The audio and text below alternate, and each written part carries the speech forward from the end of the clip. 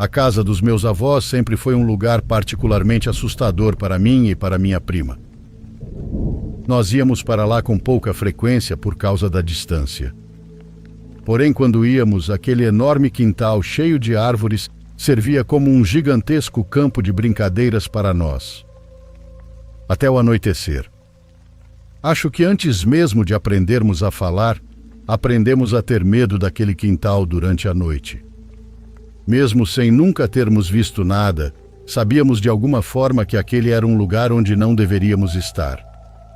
Meu pai e minha tia contam que para eles era exatamente igual.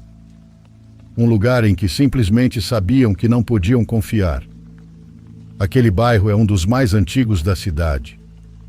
Os terrenos são enormes e as casas parecem pertencer a outra época. As árvores cresceram ali durante séculos. Talvez seja por isso que, quando o vento sopra, parece atravessá-las como se as fizesse chorar. Assim passamos a infância convivendo com esse medo, com essa sensação estranha. Mas ao chegarmos à adolescência, começamos a ignorá-la um pouco. Nessa época, minha prima e eu chegávamos a ficar bastante tempo no quintal, mesmo depois de escurecer, até que de repente, sem motivo aparente, aquele medo voltava com toda a força. Então entrávamos correndo para dentro de casa, fingindo que nada estava acontecendo. Como eu disse, esse sentimento parecia ser geral. Ninguém gostava de ficar naquele quintal à noite. Porém, não tínhamos tanta intimidade com nossos avós para perguntar sobre aquilo. Eles não eram os típicos avós simpáticos e conversadores. Eram muito sérios, reservados, e na verdade conversávamos muito pouco com eles. Eu tinha 14 anos quando meu avô faleceu. Foi naquela cadeira de balanço da sala voltada para o quintal, onde ele sempre nos esperava para nos receber com um abraço quando chegávamos. Quando minha avó se aproximou para avisar que o jantar estava pronto, ele já não respondeu. Ela quase morreu junto ao perceber que meu avô já estava morto havia algum tempo. Foram vários minutos de choque, gritos e choro, até que ela conseguiu reunir forças para avisar os filhos. Meu pai trabalhava perto dali e foi o primeiro a chegar. Quando minha mãe e eu chegamos, o perito já havia retirado o corpo e meu pai tinha levado minha avó para resolver toda a burocracia e também ao hospital, porque ela havia passado muito mal. Pouco depois, chegou minha tia com minha prima. Elas nos deixaram sozinhas na casa e foram rapidamente para o hospital ver minha avó. Minha prima e eu estávamos muito abaladas. Tristes. Sim, mas principalmente em choque com a notícia. Nunca tínhamos visto nem ouvido nossos pais daquele jeito. Mal conseguíamos pensar em outra coisa além de como minha avó deveria estar. "Você já jantou?" minha prima perguntou. Respondi que não. Ela foi para a cozinha preparar alguma coisa. Apesar de ser mais nova do que eu, sempre gostou de cozinhar desde pequena, então aquilo não me pareceu estranho. Sentei-me na sala. Dali eu tinha uma visão perfeita do quintal, iluminado apenas alguns metros pela pequena lâmpada presa à parede da casa. Depois daquele círculo de luz, tudo era escuridão. Mal conseguia distinguir o enorme pé de jatobá, que parecia reinar absoluto bem no centro do terreno. Foi então que me chamou a atenção o som de galhos rangendo ao longe. Também percebi um dos galhos daquela árvore se movendo de maneira estranha. Repito, eu mal conseguia enxergar porque o quintal já estava praticamente mergulhado na penumbra. Minha prima me chamou. Ela estava logo atrás de mim pedindo ajuda com alguma coisa, mas quando olhou para mim ficou em silêncio. "Foi aí que o vovô morreu", disse ela. Só então percebi que, sem querer, de forma completamente inconsciente, eu havia me sentado justamente na cadeira de balanço dele. Levei um susto enorme. Levantei imediatamente, como se a morte tivesse grudado em mim, e caminhei depressa em direção à cozinha. "Espera, vem aqui", disse minha prima, que continuava parada na sala. Me aproximei. "Está vendo aquilo?" Ela apontava para a mesma árvore que eu observava momentos antes. Está vendo aquela mancha? Forcei a vista. Acho que conseguia enxergar a mancha de que ela falava. Era justamente o galho que eu havia observado. O que tem? Agora há pouco ele se mexeu de um jeito muito estranho. Como assim? Perguntei. Subiu como se fossem as patas de uma lagartixa. Mesmo à distância dava para calcular que aquilo não poderia ser um animal. Parecia medir cerca de 2 metros. É só um galho, respondi. As sombras devem ter mudado com o vento, e isso deu a impressão de que ele estava se mexendo. Tá bom, ela respondeu sem muita convicção, mas decidiu ignorar aquilo e voltou para a cozinha. Terminamos de preparar a comida e jantamos quase 1 hora depois. Nossos pais ligaram para nos tranquilizar. Disseram que minha avó estava melhor, mas que permaneceria mais um tempo no hospital. Também pediram que dormíssemos no antigo quarto da minha tia, onde ainda havia uma cama. Enquanto jantávamos no silêncio daquela casa, sem uma televisão ligada, sem um rádio, sem absolutamente nenhum som além do ambiente, ouvi novamente aquele ranger dos galhos. Talvez fosse apenas o vento passando pelas árvores antigas. Um som comum daquele lugar ao qual eu nunca tinha prestado atenção até aquele dia. Resolvi ignorá-lo. Sabia que minha imaginação, influenciada pelo momento, provavelmente estava procurando qualquer coisa que pudesse me assustar. Talvez fosse apenas um mecanismo de defesa do meu cérebro tentando desviar minha atenção da dor. Ou pelo menos foi isso que pensei. Até que um estrondo interrompeu tudo. Um galho enorme se quebrou e caiu perto da casa, fazendo nós duas saltarmos das cadeiras. Corremos até a janela para ver o que havia acontecido. Ao ouvirmos movimento entre as árvores, levantamos o olhar para os galhos mais altos. Eu não conseguia distinguir nada. Então minha prima soltou um grito tão horrível que quase fez meu coração parar. "O que foi?" perguntei. Ela não respondeu, apenas continuou olhando para cima. Segui seu olhar. No alto da árvore mais próxima de nós, entre os galhos, havia o que parecia ser uma mulher. Seus braços eram absurdamente longos, longos como os de um louva-a-Deus. Eu não conseguia ver seus olhos, mas havia algo parecido com um sorriso voltado para nós que fez meu sangue gelar. Parecia que ela não tinha pele cobrindo os dentes. Num único movimento, antes que conseguíssemos reagir, aquela coisa desapareceu entre os galhos como uma aranha, sumindo na escuridão, onde já não era mais possível distingui-la. Ligamos imediatamente para nossos pais. Eles disseram que nos acalmássemos e que estávamos emocionalmente abaladas pela morte do meu avô. Mas nós sabíamos que não era isso. O mais estranho é que minha prima diz que conseguiu ver o rosto daquela criatura muito melhor do que eu. Ela jura que viu seus olhos.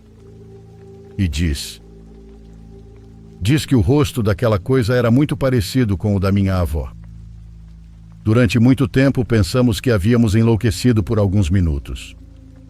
Mas algum tempo depois, um primo nosso, que tem praticamente a idade da minha tia, ouviu essa história e nos contou que aparições eram comuns naquela região.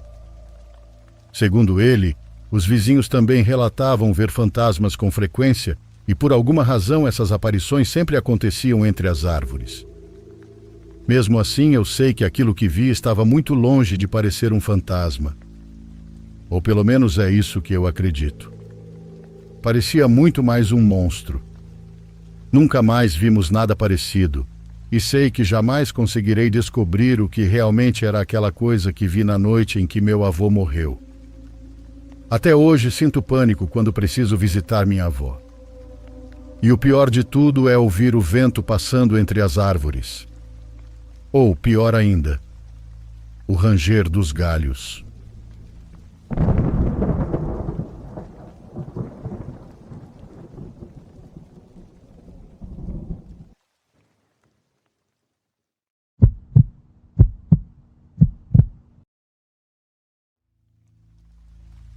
quero compartilhar uma história que me incomoda há muito tempo. Sempre que estou sozinho, acabo voltando mentalmente para aquele dia, e minha cabeça vai para lugares bem sombrios. Já contei essa história algumas vezes, na esperança de que alguém dissesse que eu estava louco, exagerando ou imaginando coisas. Infelizmente, todas as pessoas para quem contei acreditaram que algo muito ruim realmente aconteceu. Essa é uma daquelas histórias que, quanto mais você pensa nela, mais difícil fica dormir. Isso aconteceu comigo há alguns anos, na marina, onde eu costumava deixar meu barco atracado. Ao longo da vida, já mantive meu barco em várias marinas diferentes. Embora muitas delas tenham seus problemas, normalmente não são lugares onde você imagina que acontecimentos assustadores possam ocorrer. A menos que você tenha medo de barcos ou da água, marinas costumam ser lugares tranquilos. Durante grande parte da minha vida, vivi sozinho. Assim que tive idade suficiente para comprar um barco, economizei dinheiro até conseguir realizar esse sonho. Desde os 20 anos sou dono de um barco. No verão em que essa história aconteceu, eu praticamente morava nele. Aquela marina em específico era muito mais silenciosa do que a maioria das outras. Eu passava dias inteiros relaxando, lendo, pescando e simplesmente aproveitando a vida. Uma das facilidades que a marina oferecia era algo chamado vaga de trânsito. Basicamente, isso significa que alguém pode atracar seu barco por uma noite ou alguns dias. A marina disponibiliza uma vaga por um período determinado, geralmente para pessoas que estão viajando ou que não conseguem retornar à marina onde normalmente deixam suas embarcações. Ao longo dos anos, conheci inúmeras pessoas interessantes de todas as partes que utilizavam essas vagas temporárias. Numa tarde, um barco aparentemente comum chegou à marina e recebeu uma dessas vagas. O espaço ao lado do meu estava vazio, então eles atracaram ali para passar a noite. Enquanto o homem aproximava o barco do cais, saí do meu para ajudá-lo a atracar. Ajudar seu vizinho é algo bastante comum entre quem navega. Porém, o sujeito gritou comigo, dizendo que não queria nem precisava da minha ajuda. Não fiquei ofendido. Sei que algumas pessoas preferem que ninguém chegue perto de seus barcos, então simplesmente o deixei em paz. Depois que amarrou a embarcação e se certificou de que estava tudo preso, apresentei-me e disse que se precisasse de qualquer coisa, bastava bater na porta do meu barco.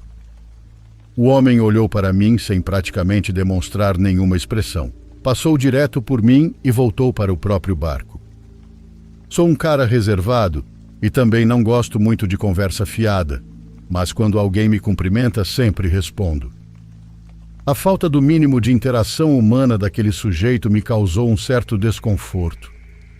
Assim que voltou ao barco, ele desceu para uma pequena cabine na parte da frente e bateu a porta com força.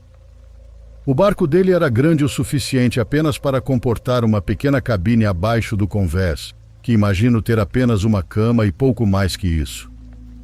Antes de voltar para o meu barco, senti um cheiro horrível. Comecei a procurar de onde vinha e concluí que o odor saía da embarcação dele. Não era cheiro de peixe nem de sujeira. Era muito pior.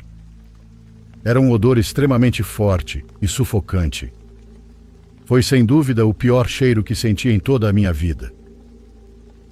O homem nunca me disse seu nome, mas reparei que havia uma garrafa térmica de café ao lado do leme. Nela estava escrito um nome: Bode. Cerca de 1 hora depois que ele atracou, comecei a ouvir uma confusão vindo de dentro do barco. Parecia que objetos estavam sendo jogados ou quebrados no chão. Em determinado momento, ouvi claramente um vidro se estilhaçando. Havia uma pequena janela na lateral da cabine, mas ela estava coberta. Logo depois, Bode saiu da cabine. Olhou rapidamente para mim e seguiu caminhando em direção ao prédio da marina. Lá havia banheiros e chuveiros, então imaginei que estivesse indo para lá. Apesar de eu já ter tentado ajudá-lo e conversar com ele, foi somente enquanto ele se afastava que consegui observá-lo direito pela primeira vez. Ele devia ter cerca de 1,90 m de altura e era um homem corpulento. Parecia estar no fim dos 60 anos. Era praticamente careca, exceto por um anel de cabelos brancos formando um arco ao redor da cabeça encerada. Mas a característica que mais chamava a atenção eram seus óculos pretos, extremamente grossos. As lentes aumentavam tanto seus olhos que pareciam ocupar metade do rosto. Ele ficou fora por uns 10 minutos, ou talvez até menos. Durante esse tempo, a cada poucos minutos eu ouvia novos barulhos dentro do barco. Pareciam pancadas acompanhadas daquele mesmo som abafado que eu já havia escutado antes. Cheguei a pensar que ele tivesse um cachorro preso na cabine. Quando Bode voltou, tentei conversar novamente.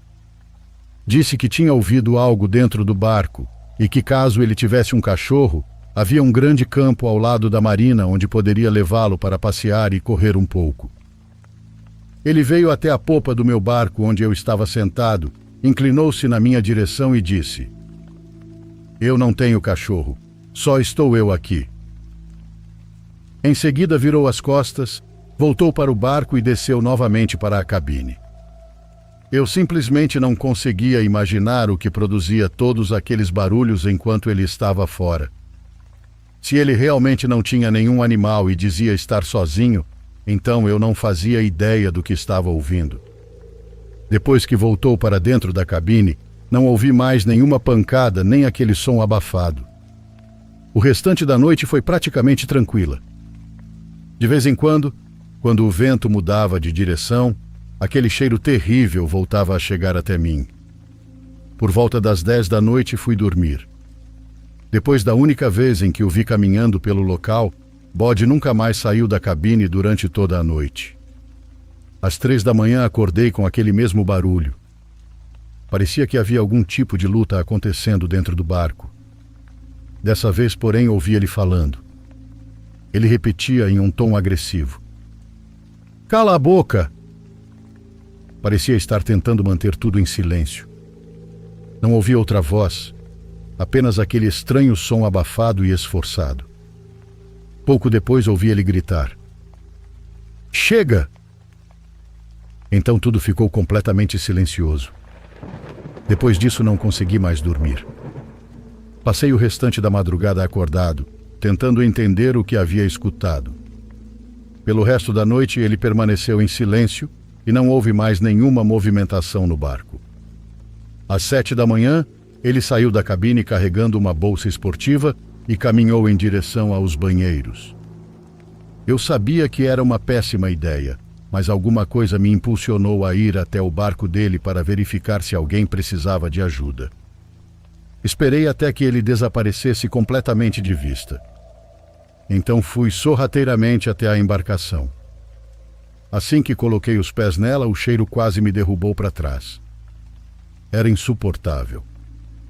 Fui até a porta da cabine e percebi que ela possuía uma fechadura reforçada, claramente instalada depois da fabricação do barco. Bati na porta e perguntei se havia alguém lá dentro. Enquanto fazia isso, tentava inventar alguma desculpa caso Bode aparecesse e me flagrasse ali. Mas em vez de silêncio, ou de alguém responder, ouvi novamente aquele som abafado. Dessa vez muito mais alto, porque eu estava praticamente do outro lado da porta.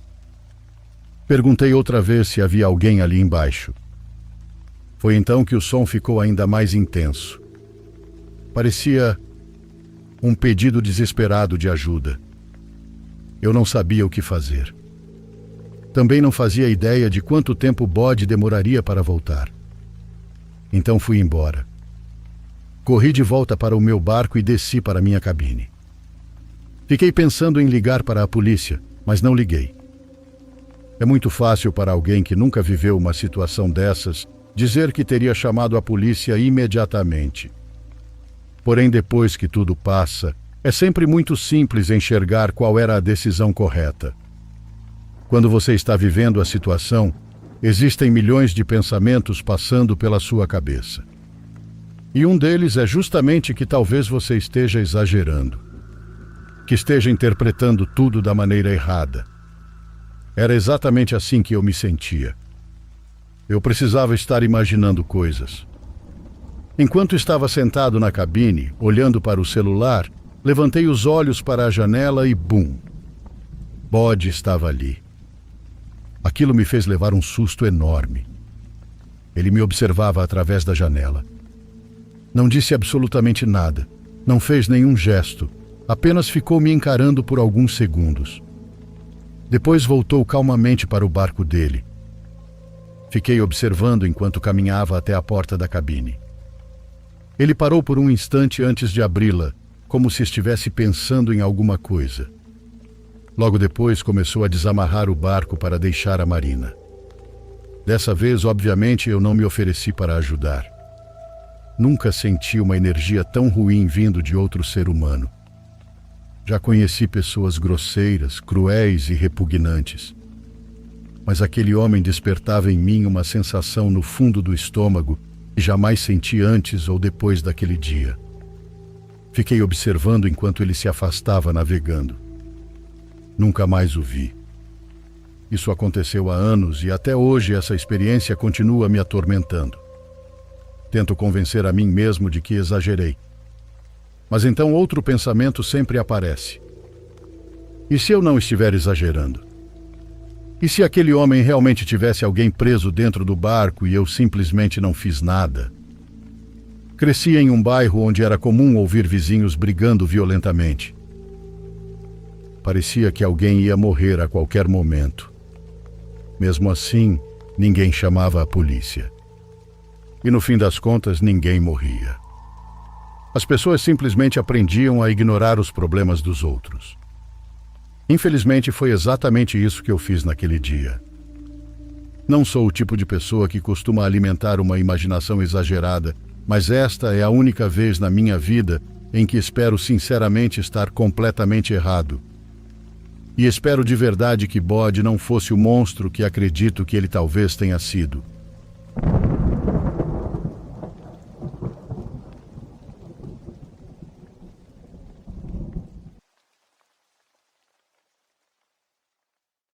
Por favor, curta e se inscreva se você estiver gostando. Agora continuamos.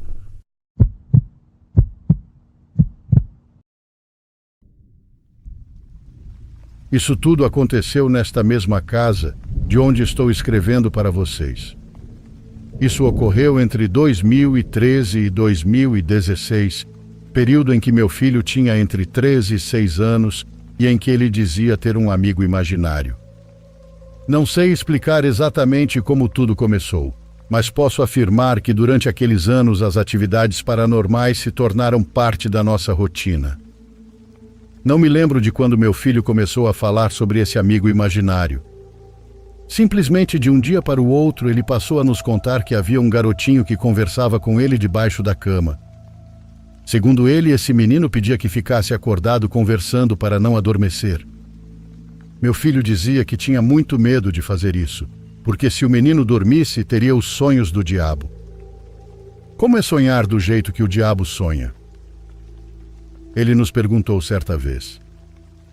Então pergunta para o seu amiguinho e depois conta para a gente, respondeu a tia Érica, zombando dele de leve.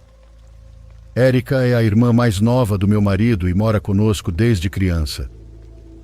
Meu filho ficou em silêncio, como se estivesse refletindo sobre a resposta, e não voltou a tocar no assunto naquele momento. Só fomos descobrir mais detalhes quando, naquele fim de semana, saímos para almoçar. Foi a própria Érica quem perguntou. E então, o que o seu amiguinho respondeu? Como é ter os sonhos do diabo? Eu perguntei, sim, respondeu meu filho. Mas ele disse que se me contasse, eu ia ficar com muito medo e você também. Aí ele pediu para eu deixar ele sair debaixo da cama e dormir comigo.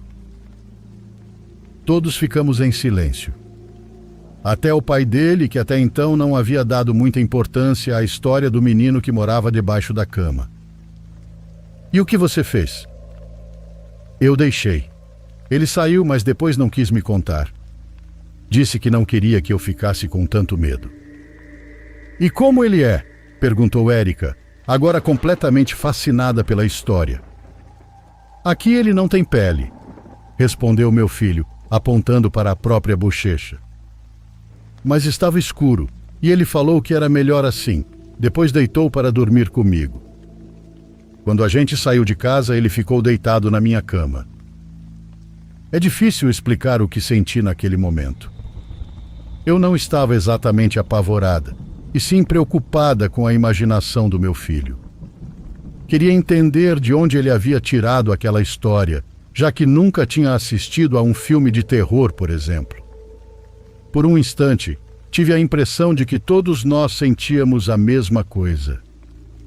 Quando estávamos saindo da hamburgueria onde havíamos almoçado, Érica se aproximou de mim e falou baixinho. Você vai rir de mim, mas estou me sentindo muito estranha. Quando fui chamar o menino para descer antes de sair do quarto, olhei para trás e achei que tinha alguém deitado na cama dele, de costas para a porta. Na hora, nem me assustei. Foi como se meu cérebro simplesmente tivesse decidido ignorar aquilo. Mas agora, depois do que ele falou, eu me lembrei. Ela deu um sorriso sem graça. Esquece. Estou ficando maluca. Desculpa. Ela se afastou como se no mesmo instante em que me contou aquilo, tivesse percebido que parecia um absurdo. Mas não parecia. Foi a partir dali que começamos a prestar mais atenção. Não acreditávamos realmente que um fantasma estivesse visitando nosso filho, mas começamos a pensar que talvez estivéssemos negligenciando alguma coisa. Talvez ele estivesse vendo algo escondido de nós. Pouco tempo depois, numa noite, chamamos meu filho para jantar. Ele não descia. Foi preciso que o pai gritasse da sala de jantar, já irritado. Quando finalmente apareceu, estava triste, distraído e parecia extremamente cansado. Meu amigo não queria deixar eu descer. Desculpa, eu tentava sair, mas ele não me soltava, mesmo quando falei que vocês iam brigar comigo. Só me soltou quando meu pai gritou. Aí ele ficou assustado e entrou debaixo das cobertas da minha cama. Na mesma hora, Érica se levantou. Eu sabia exatamente para onde ela estava indo, mas pedi que ficasse ali cuidando do menino. Meu marido ainda resistia à ideia de acreditar em qualquer coisa sobrenatural. Mesmo assim, eu precisava subir e verificar o quarto. Precisava encontrar uma explicação lógica. Precisava confirmar que tudo aquilo era fruto da imaginação do meu filho. Mas bastaram alguns passos em direção à escada. O som de alguém correndo pelo andar de cima, seguido pelo barulho de uma porta se fechando lentamente, fez todos nós saltarmos de susto. Até meu marido empalideceu. Apenas meu filho continuou jantando como se absolutamente nada tivesse acontecido. Meu marido se levantou imediatamente, pediu para Érica permanecer onde estava e subiu comigo. A porta que havia se fechado era justamente a do quarto do nosso filho. Naquela casa, todas as portas permaneciam abertas até a hora de dormir. Quando entramos, vimos a cama. Havia uma marca afundada no colchão, como se alguém estivesse deitado ali havia poucos segundos e tivesse acabado de se levantar. Claro, aquilo poderia ter sido deixado pelo meu filho. Mas havia alguma coisa. Uma sensação. Algo impossível de explicar que dizia exatamente o contrário. Que aquela marca não era dele. Meu marido se aproximou e colocou a mão sobre a parte afundada da cama. Nunca me contou como ela estava. Nunca disse se ainda estava morna. Mas eu sei que estava. Naquela noite, Érica convenceu meu filho a dormir no quarto dela. Disse que seria como uma festa do pijama. O mais estranho era que todos estávamos preocupados, mas ninguém tinha coragem de comentar o assunto. Ninguém ousava dizer em voz alta o quanto aquele amigo imaginário estava nos aterrorizando. Numa manhã, meu filho nos disse: "Meu amigo se chama Estevão." Depois completou: "Ele falou para vocês e para a Érica não terem medo dele. Quem ele não gosta é do meu pai. Diz que ele parece com o pai dele e o pai dele era muito mau." "E onde está o pai dele?" perguntou Érica. "Também morreu faz muito tempo." Também? Perguntei. Sim, igual ao Estevão. Ele morreu faz muito tempo. O medo que sentimos durante toda aquela tarde diminuiu um pouco quando descobrimos que meu filho já sabia navegar pela televisão além da área infantil e quando ninguém estava olhando procurava canais de filmes. Pronto, era isso. Ele devia ter assistido escondido a algum filme de terror. Aquelas histórias de fantasmas e crianças mortas voltando para brincar com os vivos tinham ficado na cabeça dele. Pedi para a Érica não comentar nada com meu marido. Ele já estava estressado demais por causa do trabalho. Conversaríamos aos poucos com nosso filho. Descobriríamos a origem daquelas ideias. Talvez fosse apenas uma maneira de demonstrar que estava magoado com o pai, que era o único que realmente brigava com ele em casa. Tudo aquilo precisava ser resolvido. Estávamos alimentando uma fantasia infantil que, quanto mais atenção recebia, mais parecia crescer. Mais parecia ganhar força. Eu estava decidida a conversar com meu marido naquela mesma noite, quando ele voltasse do trabalho. Mas isso não aconteceu. Naquela noite, eu, Érica e meu filho estávamos na casa da minha mãe. Meu marido jantaria sozinho. Foi então que ele me ligou. Estava completamente desesperado. Perguntava onde estávamos enquanto eu ouvia claramente, do outro lado da linha, o som dele correndo. Na casa da minha mãe. Por quê? Eu falei que estaríamos aqui. Ouvi a porta do carro abrir, depois o motor ligar. Em seguida, o portão da garagem sendo aberto. Você está me ouvindo? Está tudo bem? Perguntei. Estou indo para aí. Assim que disse isso, desligou. Chegou cerca de meia hora depois. Nunca o tinha visto naquele estado. Parecia um fantasma. Minha mãe, que já sabia um pouco do que estava acontecendo, levou-o imediatamente para a cozinha, longe da Érica e do menino. Preparou um chá e pediu que ele contasse o que havia acontecido. Meu marido nos disse que chegou em casa como sempre. Entrou normalmente, completamente esquecido de que estaria sozinho. Escutava alguém andando pelos quartos do andar de cima. Mas aquilo não lhe pareceu estranho. Seu cérebro simplesmente assumiu que havia alguém em casa. Foi até a cozinha pegar uma cerveja na geladeira. Então ouviu passos. Passinhos. Eles se aproximavam lentamente. Sem tirar os olhos do celular, como sempre fazia, perguntou: Como foi o seu dia? Mesmo achando a voz estranha, muito distante, incrivelmente distante, apesar de os passinhos terem parado bem atrás dele, não deu importância. Continuou olhando para o celular. Quando abaixou a mão para pegar a cerveja sobre a mesa, sentiu alguém segurar seu dedo. Era uma mãozinha, pequena, gelada como gelo. Foi como um relâmpago atravessando sua mente. Naquele instante ele percebeu que havia aberto a casa com a própria chave, que a casa estava completamente trancada, que não havia ninguém ali, que estava sozinho, ou pior, que não estava. Sem sequer olhar para trás, puxou a mão com toda a força, saiu correndo da casa e a primeira coisa que fez foi me ligar. Depois daquele dia começamos a ver Estevão de vez em quando.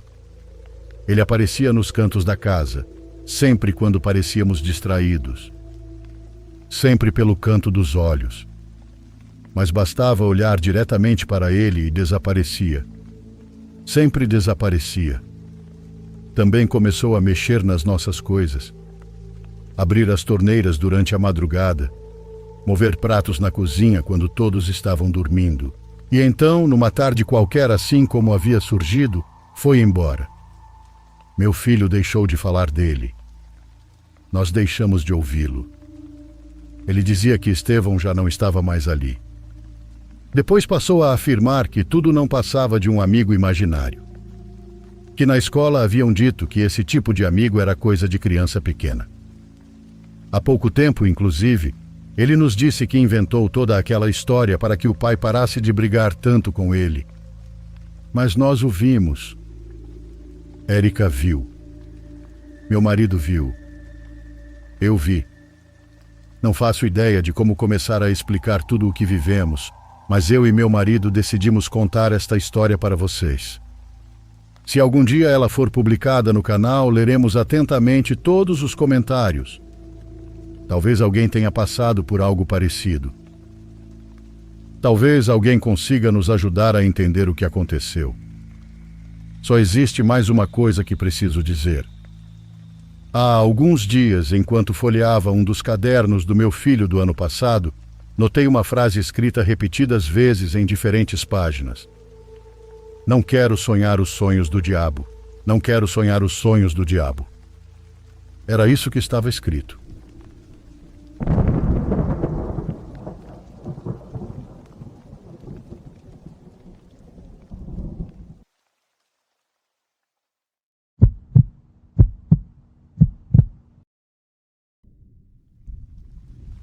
Eu não sabia como dizer que não tinha a menor vontade de ir ao cemitério.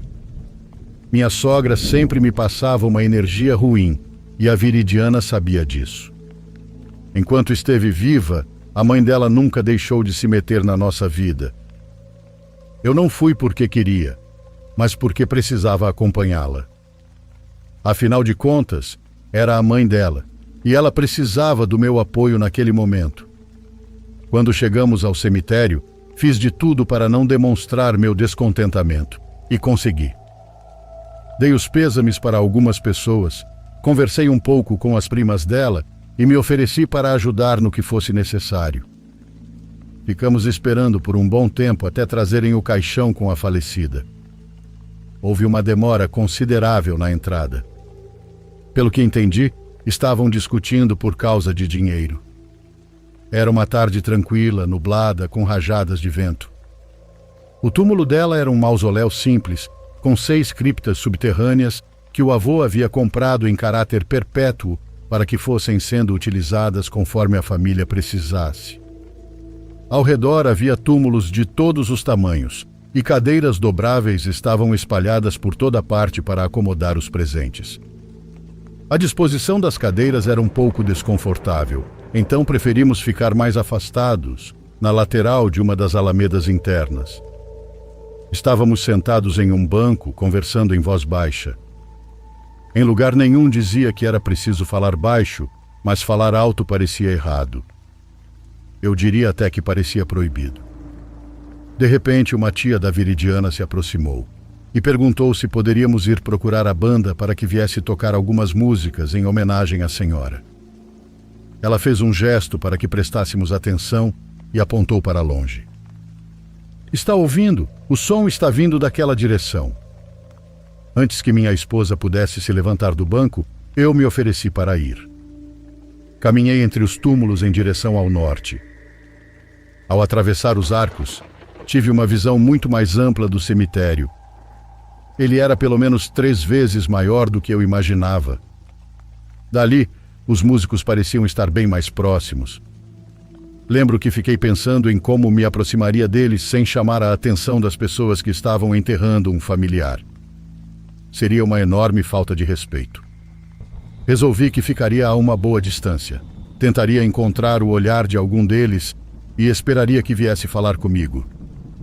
Cheguei ao ponto onde tinha certeza de que encontraria todas aquelas pessoas rezando e chorando. Mas encontrei apenas um vazio. Não havia ninguém. Nem qualquer ruído. Era como se os músicos, as pessoas do enterro e até os funcionários do cemitério tivessem prendido a respiração e se escondido entre os túmulos. Primeiro desapareceram eles. Depois desapareceram o vento entre os galhos, o farfalhar das folhas e até o canto dos pássaros. Olhei ao redor procurando a origem da música, que agora parecia vir de outra direção. Na verdade, eu vinha distraído. Talvez tivesse dobrado em algum lugar sem perceber. Mesmo assim, aquilo me pareceu muito estranho. Essas coisas nunca costumam acontecer comigo. Segui novamente o som das trombetas, dos violinos e da harpa. Quando cheguei ao novo ponto de onde a música parecia surgir, mais uma vez silêncio absoluto. Parei por um instante tentando entender o que estava acontecendo. Será que eu estava perseguindo uma banda invisível? Era o tipo de coisa que só poderia acontecer em um cemitério. Um arrepio percorreu meu corpo inteiro. Eu já estava um pouco desorientado de tanto andar em círculos, mas logo encontrei uma área que dividia o cemitério em duas partes e consegui me acalmar. Mais à frente estavam os arcos e, embora eu ainda não pudesse vê-las, sabia que alguns metros adiante estavam a Viridiana e as primas. Segui em linha reta. Sempre que ouvia a banda tocar, tinha a sensação de que alguém caminhava logo atrás de mim. A música parecia se mover para a minha direita. Não estava tão perto, mas também não tão distante. Assim que atravessei os arcos, ela simplesmente parou. Faltando poucos passos para chegar onde estavam as meninas e a tia, resolvi inventar uma história para evitar ter que dar muitas explicações. Disse que havia encontrado os músicos e que eles falaram que já precisavam ir embora, mas que tentariam passar conosco se fosse possível. Assim eu evitava aqueles olhares que toda a família da Viridiana costumava lançar quando eu dizia alguma coisa estranha. E se no fim das contas não fosse uma banda fantasma, melhor ainda. Mesmo assim, fui recebido exatamente com aqueles olhares. A própria tia disse para não nos preocuparmos. Eles já tinham conseguido o cartão de outra banda. Não eram famosos, mas já estavam chegando. Só precisava que eu fosse buscá-los no estacionamento, porque vinham em uma caminhonete. É muito diferente quando você se oferece para fazer alguma coisa e quando mandam você fazer exatamente a mesma coisa. Fui caminhando devagar, sem pressa, seguindo em linha reta até a entrada do cemitério. Antes mesmo de chegar ao grande portão, já consegui ver a caminhonete. Fiz sinal para que eles se aproximassem, para que eu não precisasse ir até o estacionamento, mas ninguém se moveu. Naquele momento, meu mau humor já era oficial. Só que minha expressão mudou completamente quando vi o rosto dos músicos. O homem que aparentava ser o líder do grupo se aproximou olhando para o celular e perguntou se eu vinha a pedido da senhora Irma. Nem tive tempo de responder que sim. Ele apertou minha mão e disse: "Infelizmente não vamos poder prestar o serviço. Pedimos desculpas, mas teremos que ir embora." Fiquei esperando alguma explicação além do simples pedido de desculpas. Então um dos rapazes, que ainda estava na caminhonete, desceu e falou: "Eu não entro nesse cemitério por nada deste mundo." "Nós não entramos", corrigiu o líder. Ele voltou a se desculpar e explicou que pelo endereço não haviam reconhecido o lugar. Mas assim que chegaram diante do portão, lembraram imediatamente: "Rapaz, não é para assustar você, mas nós já levamos um grande susto aí dentro." "Foi muito pior do que um susto", comentou outro músico. "Destruíram nossos instrumentos e mexeram com ela", disse mais um, apontando para uma das integrantes da banda. "E nos dias seguintes ao serviço que fizemos aqui, todos nós ficamos doentes. Dor de estômago, enxaquecas, dores pelo corpo, diarreia e vômitos." Ele fez uma pausa antes de concluir: "Existem pessoas enterradas neste lugar e elas são muito ruins." Depois deu de ombros, como se nem ele mesmo soubesse explicar aquilo. Não havia muito o que fazer. Nos despedimos e antes mesmo que eu atravessasse novamente o portão do cemitério, a caminhonete já fazia o retorno na avenida para ir embora pelo mesmo caminho por onde havia chegado. Voltei devagar para o enterro. À medida que me aproximava do restante da família da minha esposa, comecei a ouvir novamente a banda. Estavam tocando aquela música que costuma ser executada em muitos funerais. Cheguei primeiro até a tia e as primas da Viridiana, afinal eram elas que precisavam saber da notícia. Mas minha esposa me deteve antes que eu dissesse qualquer coisa. A banda veio. Olhei para ela sem entender. Eles tocaram só uma música e nem cobraram. Eu já ia contar o que havia acontecido com os músicos que fui buscar, mas a Viridiana me interrompeu. Olhou bem nos meus olhos e perguntou por que eu nunca deixava que ela terminasse de falar. Então completou. Além disso, os músicos disseram para a minha tia que ela seria a próxima da família a morrer. Era por isso que a senhora estava completamente pálida, enquanto as primas pareciam indignadas. Jéssica e Mariane olhavam fixamente para os arcos. Não sei o que viram, mas tenho certeza que coisa boa não foi.